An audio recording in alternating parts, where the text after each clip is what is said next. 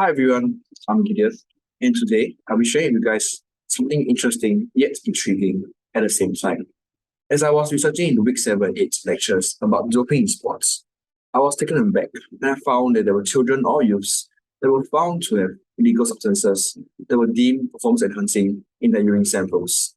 My first reaction was, were they actually taking the samples or substances, or, or were they actually unaware that they were taking such substances? Upon further research, there were many name examples that came up. In the 2000 Senior Olympics, 16-year-old Romanian artistic gymnast Andrea Rodican lost the gold medal for taking cold medicine that was given to her by a team physician. Her appeal to the Court of Arbitration for Sports ad hoc division on the basis she was not responsible for the anti-doping violation was unsuccessful. Arbitrators ruled that the status as a minor did not negate the fact that a banned substance was found in a urine sample. Rodican's disqualification aligned with the decision at the 1972 Summer Olympics to disqualify a 16-year-old swimmer Rick DeMont of USA following his gold medal performance in a 400-meter freestyle. After his doping control sample tested positive for epigen, all involved in the case understood that the epigen found in his sample came from his prescribed asthma medication, and it was his team physician that made an error in not disclosing the athlete's required use of the medication, yet the disqualification stood. Sounds very unfair, right? Well, this is a reality the young athletes these days are facing.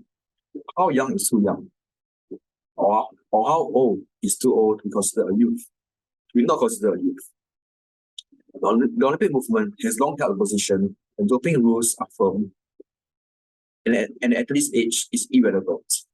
However, with the introduction of the protected persons category in recent years, the World Anti-Doping Agency, or WADA, has recognized that young athletes require protection.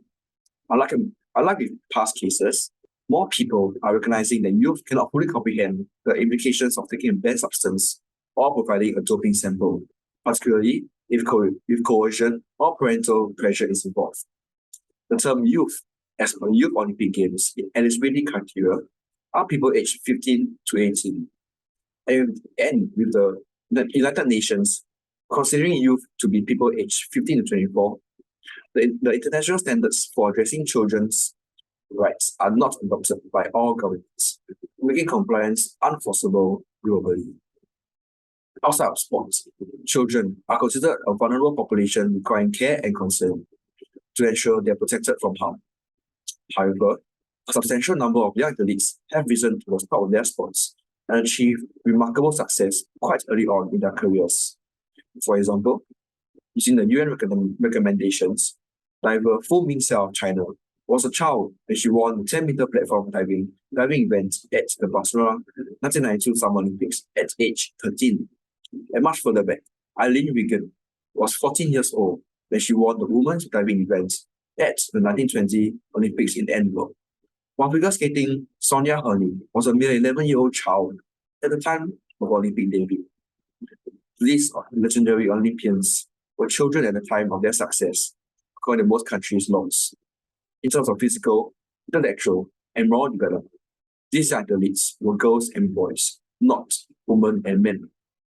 However, communicating the distinction between child and adult, children mature at different rates, and some 40-year-olds, for example, might be more mature than immature 20-year-old opponents.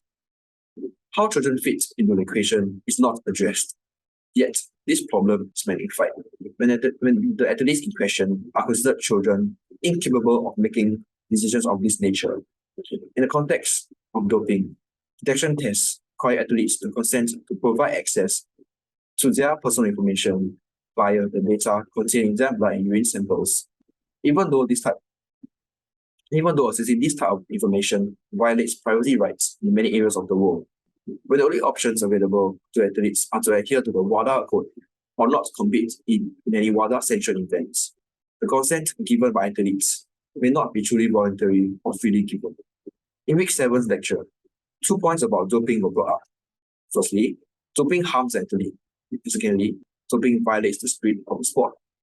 So why would children or youth knowingly do it? This is where the athlete's dilemma comes to play. It's all about weighing options. What is the likelihood of getting caught, and what is the penalty for getting caught? Young athletes have not matured legally or morally, and therefore they should not be subjected to the same punishment and consequences as autonomous adults found to have committed an anti-doping rule violation. What a youth doping sanction would look like is up for discussion, and we must recognize that if there were to be different consequences for doping based on age, then child athletes would be ripe for even further exploitation by unethical coaches and sports clubs. Thank you.